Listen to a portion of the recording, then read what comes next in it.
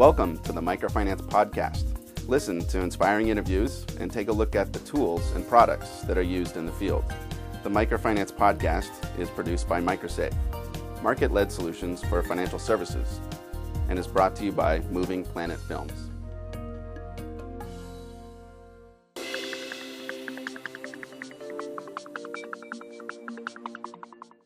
"18 months ago, Vodafone, working with Safaricom, launched our products called M-Pesa. M-Pesa is a very simple consumer proposition that allows a customer with a prepaid phone to move money between accounts very quickly, very conveniently, and very securely.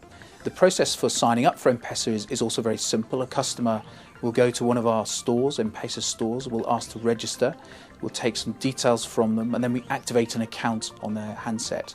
And it can work on any handset in the market.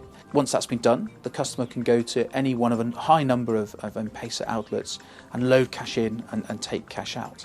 And we've seen tremendous uptake in the last 18 months. We now have in excess of 4 million customers using the service. We're doing hundreds of thousands of transactions every day, and it's really changed the nature in which money moves around Kenya. That uptake has been far in excess of what we originally anticipated, both from a central perspective in Vodafone, but also locally in the market, where Safaricom have been building the business very progressively over the last year.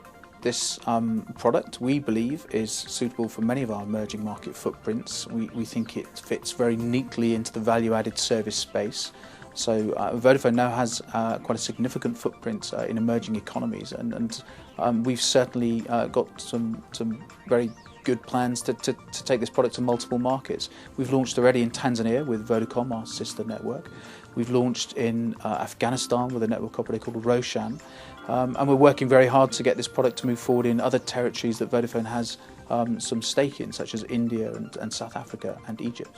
One of the reasons why I think the growth has been so fast in Kenya is that it's very much a cash-based economy. Mobile penetration was high and still growing quickly, but relatively high.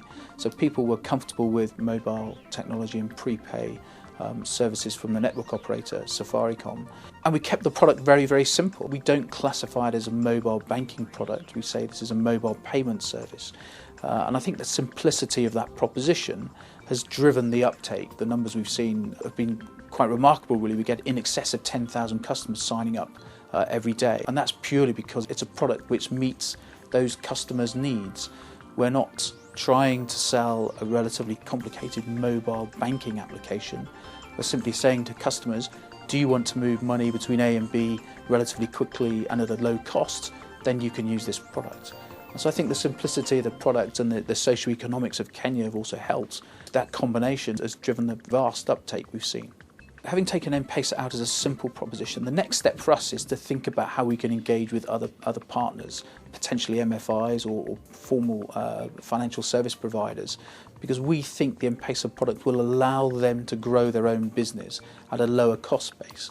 So we definitely see it as an enabler for other businesses, other products and services in the microfinance space. We are exploring, and would like to continue exploring with a number of parties, how we can use this platform and the agent network and the fact that the wallet is already out there and being used in high volumes. How can we use that to extend it beyond simple services and into microcredit, savings, insurance payments, etc. We're quite excited about those other opportunities, and necessarily we'll have to do those in partnership with other organisations.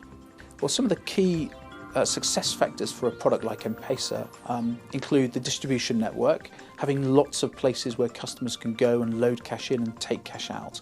That's critical, and that's what network operators do very well. We have a very good distribution network, and that's one of the core competencies that network operators can bring into the financial services space.